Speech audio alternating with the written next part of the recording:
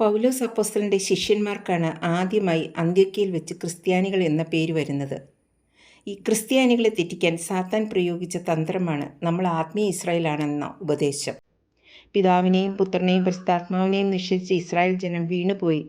അതുകൊണ്ട് അവർക്ക് കൊടുത്ത അനുഗ്രഹങ്ങളും വാഗ്ദത്തങ്ങളും ആത്മീയ ഇസ്രായേലായ ക്രിസ്ത്യാനികൾക്ക് നൽകിയിരിക്കുന്നു എന്ന തെറ്റായ പഠിപ്പിക്കലാണ് ക്രൂശിൻ്റെ മഹത്വം മനസ്സിലാക്കാതിരിക്കാൻ സാത്താൻ പ്രയോഗിച്ച തന്ത്രം. ഇത് കേട്ട് നമ്മൾ ഇസ്രായേലിന് കൊടുത്ത അനുഗ്രഹങ്ങളും വാഗ്ദത്തങ്ങളും അന്വേഷിച്ച് പഴയ നിയമത്തിലെ ന്യായപ്രമാണത്തിലേക്ക് പോയി. ന്യായപ്രമാണത്തിന് കീഴിലല്ലാത്ത ക്രിസ്ത്യാനികൾ ന്യായപ്രമാണവും അതിലെ കൽപ്പനകളും അനുസരിക്കാൻ തുടങ്ങി. ക്രൂശിലെ വിശ്വാസത്താലാണ് നമ്മുടെ രക്ഷ എന്നതിലുപരി ന്യായപ്രമാണത്തിലെ നിയമങ്ങളും കൽപ്പനകളും പാലിക്കുന്നതാണ് രക്ഷ എന്ന ഉപദേശത്തിലേക്ക് വന്നു. റോമർക്ക് എഴുതിയ ലേഖനം 3-28 വാക്യം: മനുഷ്യൻ ന്യായപ്രമാണത്തിൻ്റെ പ്രവൃത്തി കൂടാതെ വിശ്വാസത്താൽ തന്നെ നീതീകരിക്കപ്പെടുന്നു.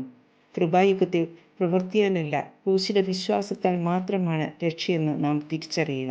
സത്യം മനസ്സിലാക്കി സത്യത്തിൽ ജീവിക്കുക.